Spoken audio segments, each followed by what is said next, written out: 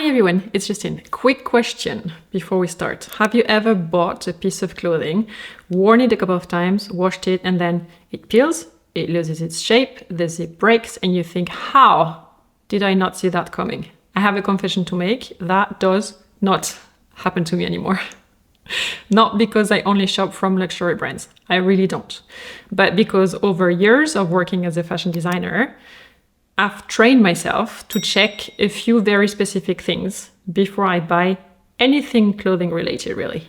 And today I'm handing you that exact checklist. 8 things that I check before I buy any piece of clothing, whether I'm in store or shopping online.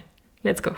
Number 1, the fabric label. The very first thing I do before I even try something on is find the care label. It's usually inside the back neckline or along the side seam somewhere, and I read the fabric composition. What I'm looking for: natural fibers, cotton, linen, wool, silk, cashmere, or man-made fabrics of natural origin like lyocell, modal. Those are great too. The higher the percentage of natural fibers, generally, the better. Now, there are exceptions. Recycled polyester, for instance. That's actually a good sign because the environmental footprint is much lower than when you use virgin polyester. For technical clothing as well, your ski jacket, your raincoat, a Gore-Tex hiking piece, synthetic fabrics make total sense for these. They're engineered for performance and they truly last. They do. But there's a red flag that I watch out for: polyester above 50% on a ready-to-wear piece that looks expensive or feels like it's trying to be luxurious. Low-quality polyester does not breathe well. It peels quickly, it doesn't age well, which means I'll be replacing it sooner than I'd like. Fast fashion brands use very low quality polyester, like very low. And so I stay away from all that. Online tip, because I know many of you shop online, always scroll to the product details before you buy. If the fabric composition isn't listed anywhere in there, well, that is suspicious. You can actually write to the shop, to the customer service, and ask. If they can't or won't tell you what the fabric is, well, that's a red flag.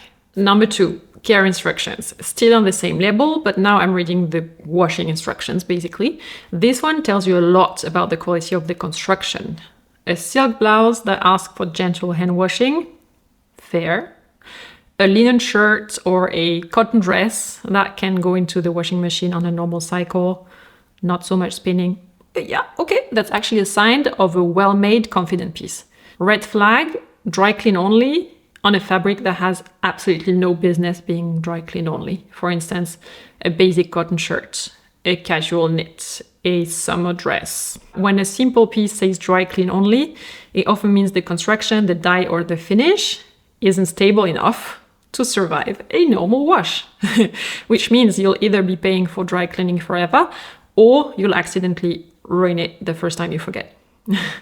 What I'm saying is factor that into your purchase decision, both the cost and the effort.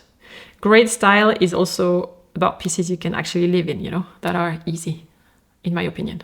Number 3, weight and hand of the fabric. Now let's put the label away and actually touch the fabric. Pick the piece up, hold it high, and then let it fall. Let it drape over your hand. This is an Adele V-neck top from my online. It's tencel, tightly knitted, so it falls nicely. It has a weight to it, doesn't it? In the fashion industry, we talk about the hand of the fabric. That way, it feels, falls, and moves. It's the hand. Quality fabric has substance. It feels intentional. The way it drapes, the way it flows, or doesn't, tells you something about the choices made when this piece was designed. Red flag: if a piece feels unexpectedly light, flimsy, stiff for no apparent reason, then put it down, because it's a sign that corners were cut in the sourcing of the material. Online tip: look for descriptive words in the product details. Fluid, structure, substantial. Always check customer reviews. People will mention in general when a fabric feels cheaper than they expected from the photos. It's usually true. Number 4, the stitching. This is where I pull out my inner quality controller. You should see me when at a production atelier checking the stitching. I'm like all in. I look closely at the seams and I gently tug them. What I'm looking for: tight, even, consistent stitches.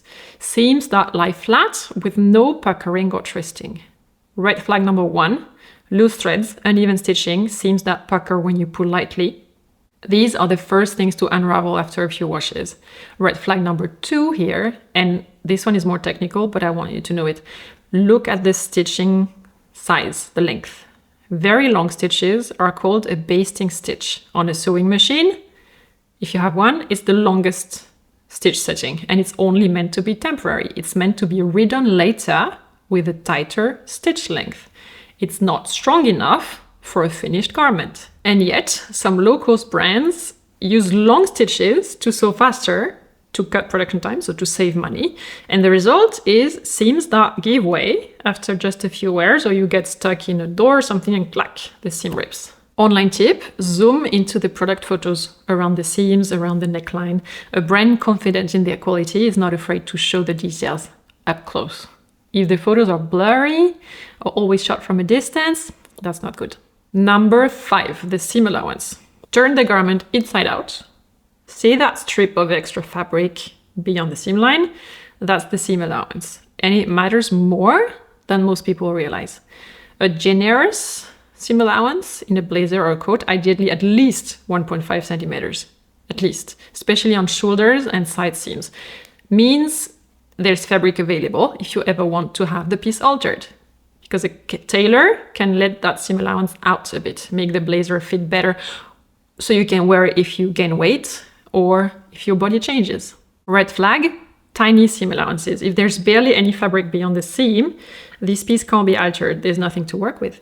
On woven and heavier garments, do also check that the seam allowance is folded open and held flat by the hem seam, not left loose, swimming inside the garment. You can't check seam allowances online, but do have a look when you receive an online order. Number 6, pattern matching. That check is specifically for like stripes, checker, any repeating print or pattern. Look at where the pattern lands at the seams. On a high quality garment, the pattern continues seamlessly from one panel to the next, as if the whole piece was cut from a single fabric, so to speak. That requires care, skill, and more fabric, which is why it costs more and why budget brands skip it. Red flag, stripes or checks that simply don't align at the seams. On a highly priced garment, it tells you that the pieces were cut without intention about where the pattern falls. And here is something interesting. 2 garments of the exact same design and size, cut from different positions on a pattern fabric roll, if you see what I mean, will match differently at the seams, which is why high quality brands check each garment. But also good to know when the pattern matches, it means that fabric usage is less optimized. So it's really a game of Tetris to optimize the placement of the pattern pieces onto the fabric roll when you're cutting. Online tip. You can order 2 identical garments in a patterned fabric and keep the one garment where the pattern matches better at the seams. I do not recommend you do it online. I recommend you check that in store, because ordering things and then returning, carbon footprint. But it's a fun fact, like 2 identical garments can match differently at the seams. Number 7, buttons, zippers, hardware. Test everything, every zip, every button, every fastening. A zipper glides smoothly without catching or resisting. And there is a bit of extra space, a bump in the zipper here, so that zipping the zipper does not pull on the main material itself. And that's important. Quality buttons feel substantial, shell, horn, metal, rather than hollow plastic. And the button threads, tightly sewn, neat, no loose ends visible. Red flags. A button that wiggles loose with the lightest pressure. Buttons that sound hollow when you tap them. Hardware is very often the first thing to fail on a garment, and replacing a zip, resetting buttons is harder and more expensive than it sounds, even for professionals. Online tip. Read the reviews and search specifically for any mention of zipper or button issues. People who've had problems will often say so in the reviews. Number 8, and my personal favorite, the scrunch test. Grab a handful of the fabric, scrunch it firmly in your hand. Hold it for about 5 seconds, then open your hand and watch what happens. Quality fabric springs back. It recovers its shape quickly and cleanly. Red flag, if it stays crumpled or takes a long time to recover, that fabric will do the same thing after you've been sitting in it for an hour. You'll walk out of the meeting or dinner looking like you slept in your clothes. Who wants that? This is an in-store test only. You can't do that online.